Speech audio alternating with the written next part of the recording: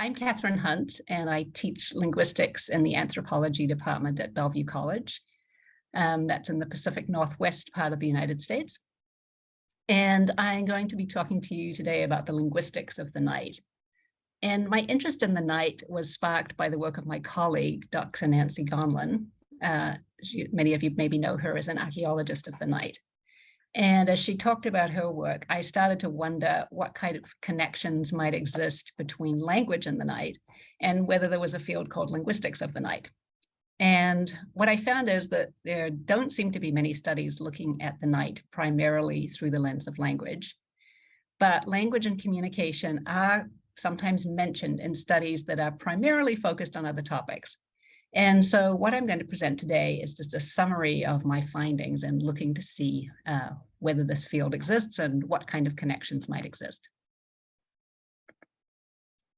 So overall, I looked for examples of connections between the night and language in ethnographies and in discussions of metaphor, and connected my findings to different kinds of linguistic analysis. So I'll be discussing examples of genres or styles of language used at night, taboos governing language at night, and metaphors related to the night.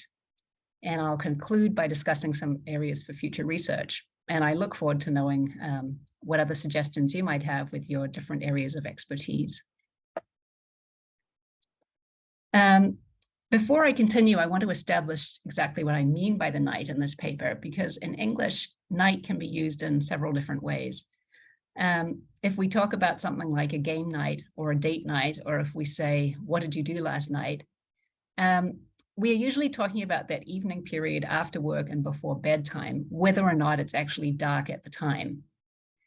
But if you think about a sentence, he vanished into the night, then we're using night to refer specifically to that period of darkness between dusk and dawn.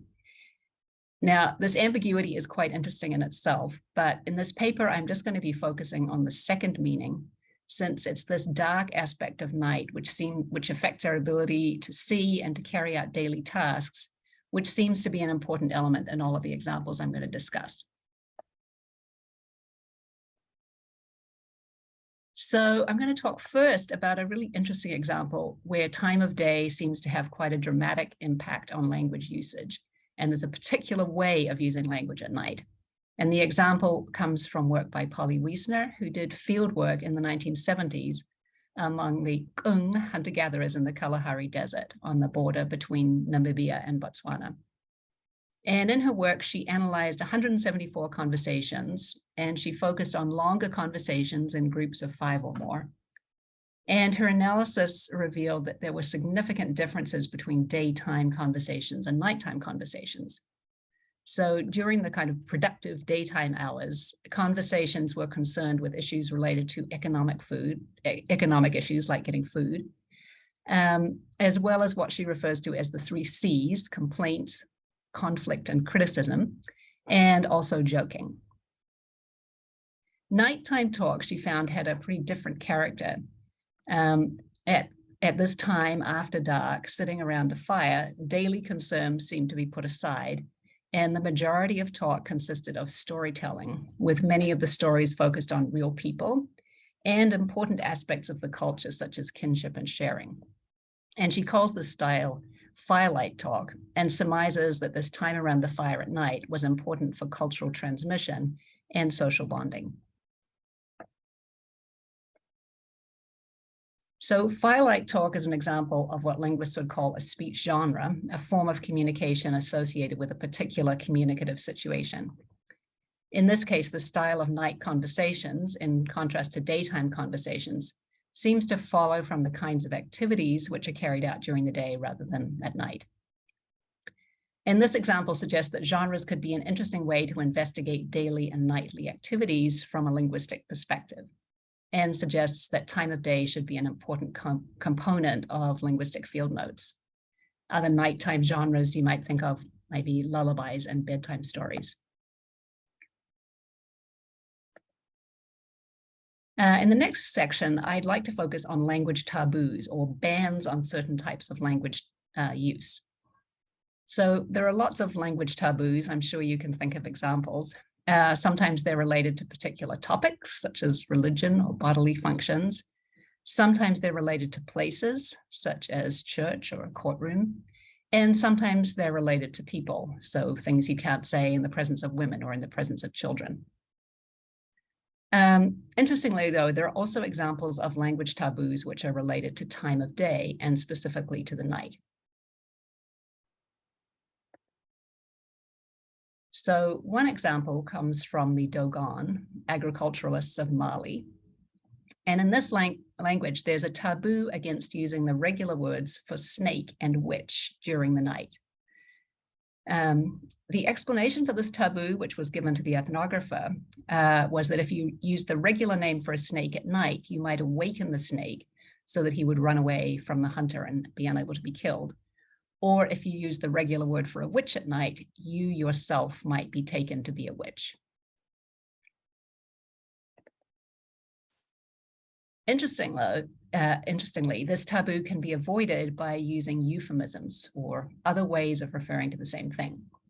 So if you want to talk about a snake at night, you can, but you have to call it a crawling thing. And if you want to refer to a witch at night, you use a phrase meaning night walker. And the use of euphemisms avoids the danger associated with using the regular names. It was surprising to me that similar taboos, which can be avoided through the use of euphemisms, can be found in a number of different languages around the world. So Kuna, spoken in Panama and Colombia, Songhai, also spoken in Mali and Niger, and Pidie, spoken in Indonesia, all have similar types of night taboos. These taboos are interesting because they provide insight into cultural beliefs about the particular dangers of the night, both natural and supernatural. Taboos of this night are also interesting from a linguistic perspective, as they illustrate beliefs about the power of language to evoke non-human entities, and also that this power can be affected by time of day, and that the power resides in very specific linguistic forms, which can be avoided by using different words.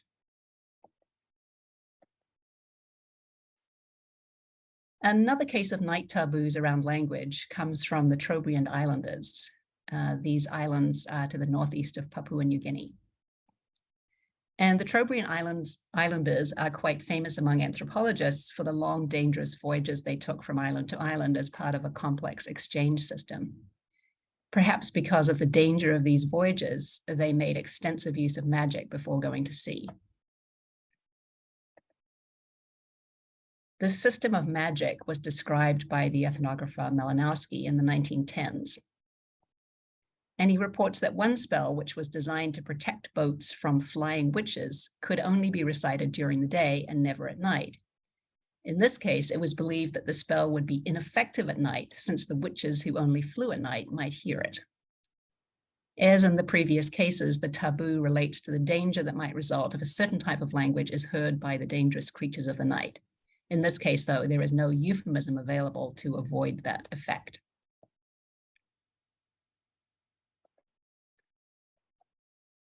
So all of these night taboos illustrate a more general feature of language. We all accept that certain words and phrases said in certain contexts can have important consequences, as when a judge declares someone guilty or innocent, this clearly has significant consequences for the defendant. And linguists refer to these as speech acts, acts we perform through language. And generally, speech acts have very particular requirements about what makes them valid. And these are called felicity conditions. For example, the speech act of declaring someone innocent requires that it's said by a presiding judge and in a courtroom. If I tell a defendant, oh, you're innocent, that would have no effect because the felicity conditions wouldn't be met. And the examples of night taboos illustrate that at night or during the day can be important felicity conditions for language to have certain effects. And the felicity condition at night actually seems to be quite a common component of ritual language. A simple example, which is familiar to many Americans, is what's called the Bloody Mary ritual.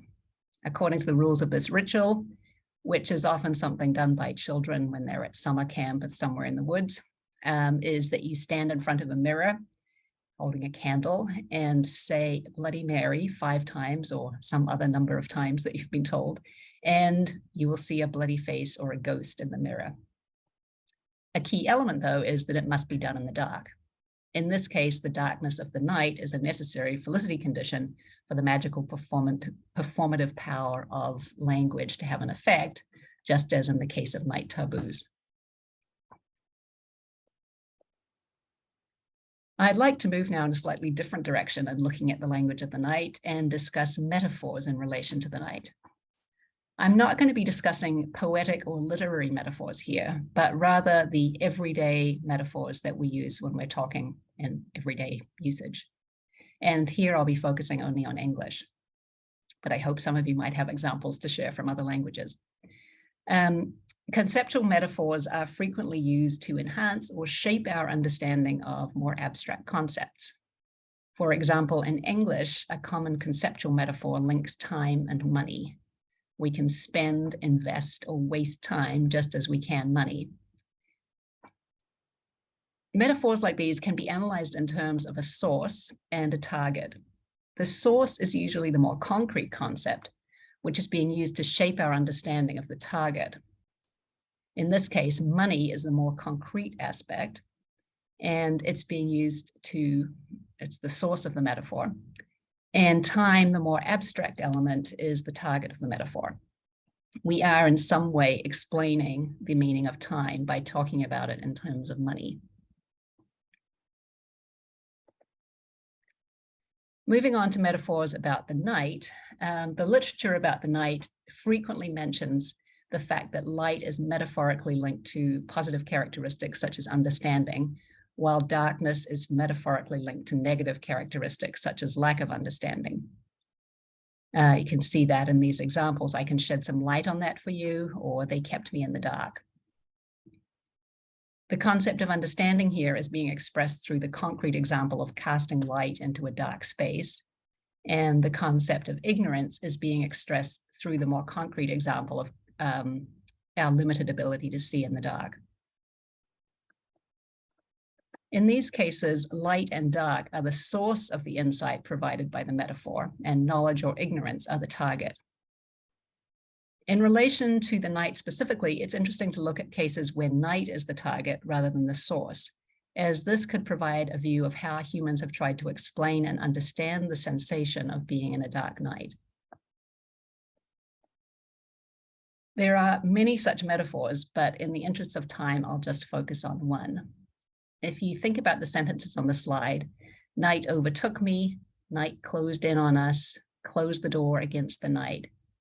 In these cases, night is being metaphorically portrayed as a potentially dangerous adversary or enemy. And it seems that the experience of nightfall is like the experience of being pursued by an enemy. And metaphors such as these can give insight into how speakers perceive the night and potentially also lead us to perceive the night in this way. Linguists are always interested in the question of whether language determines or reflects our view of the world. And that's a question that's associated with the Sapir-Whorf hypothesis, which broadly claims that language shapes our perceptions. In connection with the metaphors of the night, if we changed the way we talked about the night, would this change our perception of the night? For example, if rather than saying night closed in on us, we said night danced towards us, would this lead us to perceive night differently? Or would we have to perceive night differently first in order for a metaphor like that to emerge? So in this talk, I've presented some of the interesting connections that I've found between language and the night, and linguistics does seem to be one fruitful way of analyzing how humans perceive and interact with the night. However, this paper really just represents a small start in an investigation of language and the night. And in relation to the findings I've talked about today, it would be really useful in many cases to get updated data to see how the advent of artificial light and other cultural changes may have affected cultural practices and linguistic usages. In general, it would be really helpful to get more cross-linguistic data about nighttime genres, taboos, and metaphors to see how different beliefs about the night and different nightly behaviors are reflected in different languages.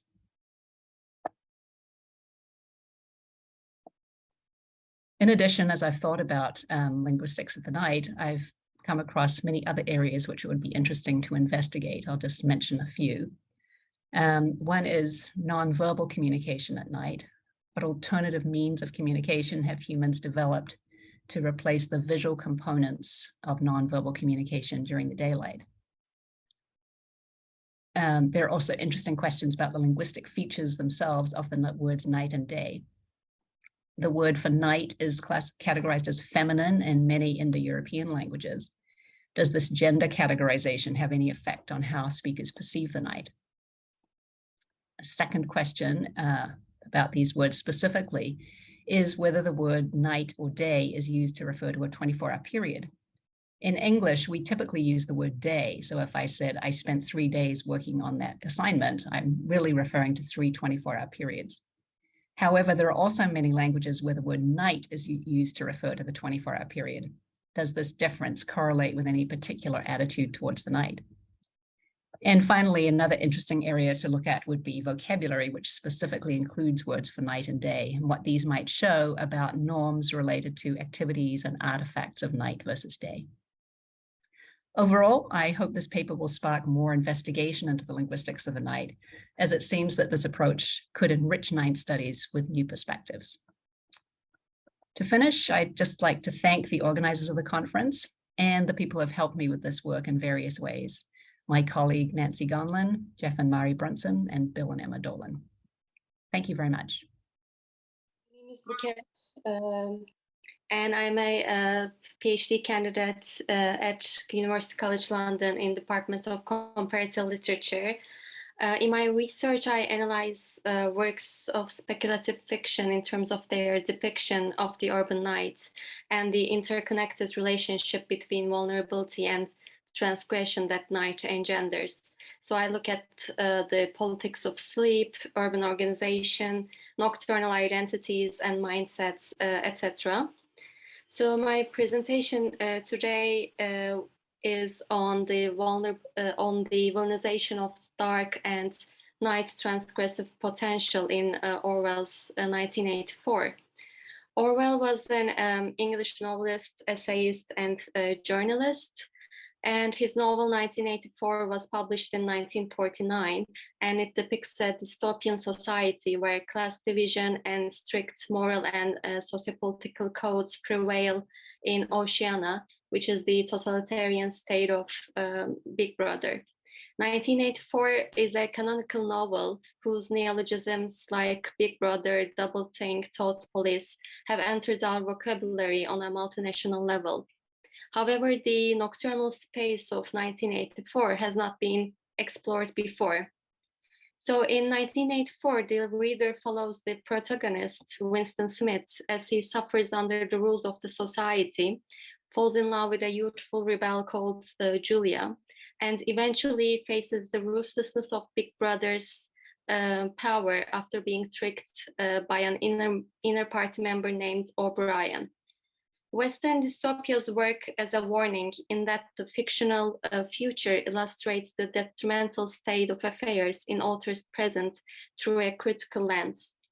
Looking at the nocturnal time space of a dystopian novel, I wish to show the relevance of dystopias in contemplating the present and the future.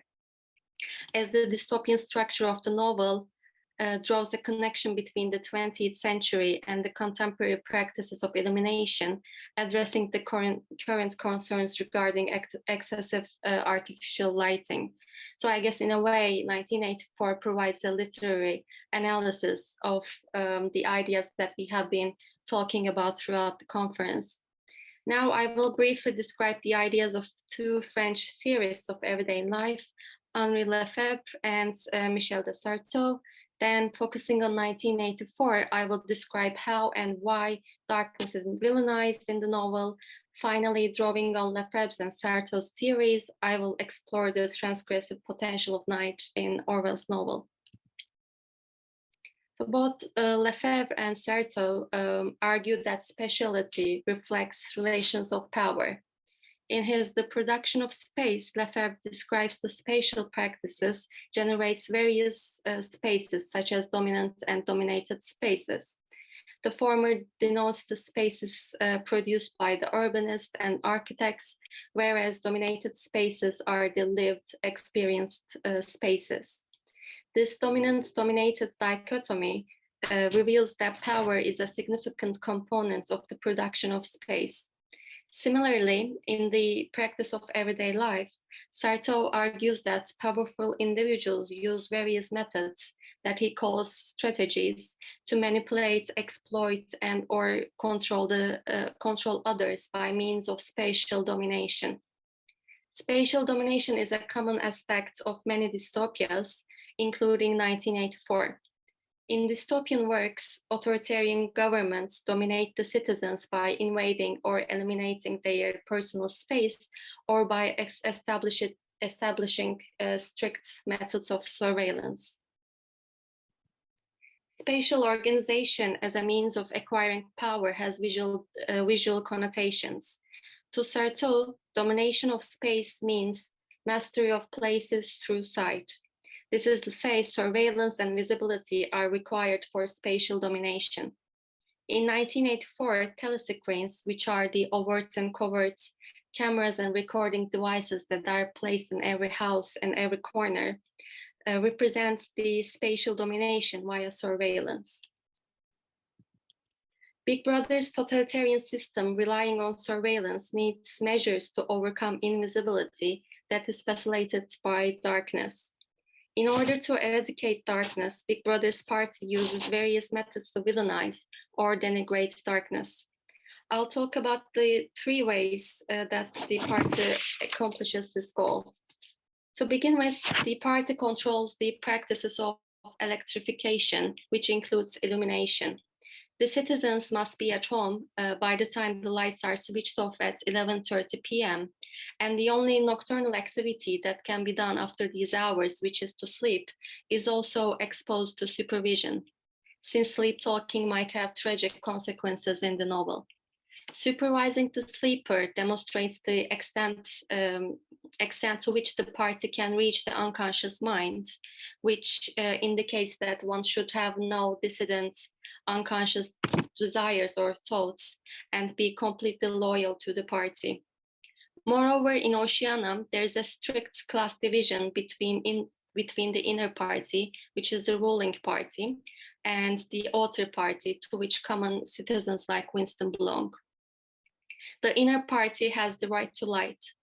For instance, they are allowed to turn off their telescreens if they wish to, and they have unlimited access to electricity, whereas outer party is exposed to frequent blackouts and electrical rationing. Since the regulations and rules concerning electrification favor the affluent and powerful inner party, light becomes a valuable resource, a symbol of wealth to be admired. Besides these practices, the party uses rumors and propaganda to disseminate the fear of darkness. For example, Winston repeatedly states that it is always at night the party arrests people. However, this turns out to be a misinformation to villainize darkness, as Winston and Julia get arrested during daytime, not at night.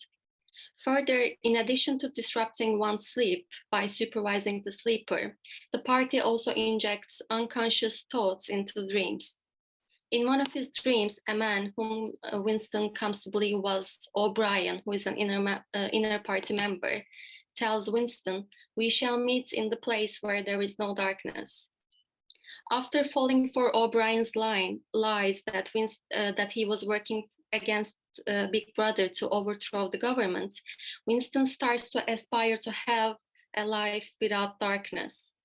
By denigrating darkness, O'Brien manages to fool Winston and manipulates him into committing several crimes and instills in him false hopes about freedom and revolution, only to make his fall harder and his subsequent torture more effective. Finally, by using artificial light as a means of deception and torture, the party maintains power. In the novel, Winston and his lover Julia get arrested by O'Brien. Winston is imprisoned in Ministry of Love, which is a windowless building where anti-government acts are punished by torture. Winston's imprisonment in this windowless building where lights are never turned out reveals that the place where there is no darkness has been O'Brien's mocking way of telling Winston that he will be dazzled and tortured by lighting. Constant lighting followed by sleep deprivation makes Winston impressionable and open to manipulation. Without seeing darkness or daylight, Winston is interrogated and tortured into confession by excessive lighting. In an article on 1984, Lore Lutke asserts that torture by excessive lighting demonstrates that the greatest threat the use of artificial light by the totalitarian state poses is not merely to disrupt sleep, but to reduce and annihilate individual autonomy. The party succeeds in its aim, since as a result of its torture, Winston loses his rebellious identity and autonomy. Now I will return to the theories of Lefebvre and Certeau to explore the connection between night and transgression. Lefebvre shows that everyday activities that take place in dominant spaces can create a counter space, a space of resistance that will confront the states in its role as the power dominating the urbanization.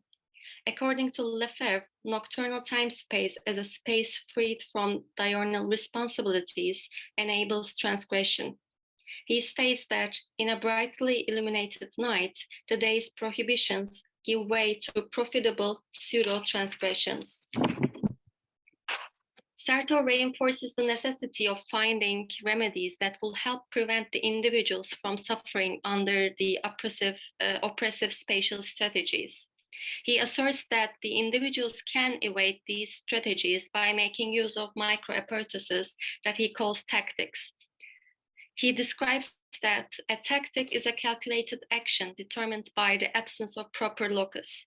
It must vigilantly make use of the cracks that particular conjunctions open in the surveillance of the proprietary powers.